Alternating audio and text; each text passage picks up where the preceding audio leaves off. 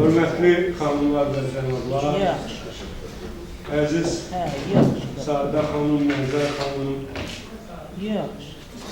Zakirə xanım, dəyərli dostlar.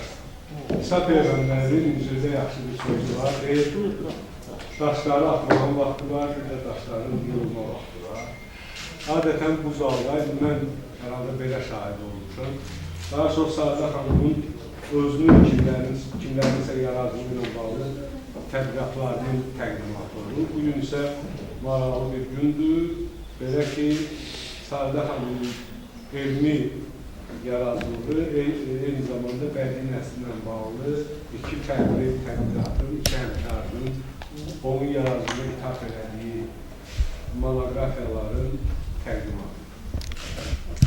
Ona görə bugün Sadə xanımın deyərlər, atılan daşları toplamanla məşğuldur və elmi yaradılığın ülkə qoyduğu enerjinin geriyə qayıtdığı andır.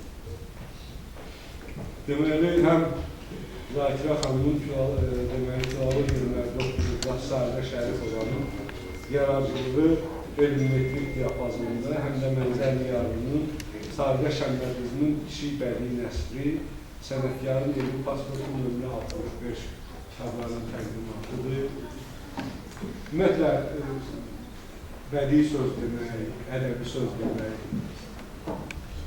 elmi söz demək çətindir, alim haqqında danışmaq, yəqin ki, iki dəfə çətindir. Şimdi yəqin ki, həm Mənzər Niyarını, həm hörmətli Zakirə xanımın özləri öz tədqiqatları haqqında danışacaqlar, amma bugünkü tədbirimizi bizim görkəmli ədəbiyyatşünas, alim, bədii tərcümə və ədəbi əlaqələr mərkəzi sədri Əsəd Cahangir açacaq və daha doğrusu idarə edəcək.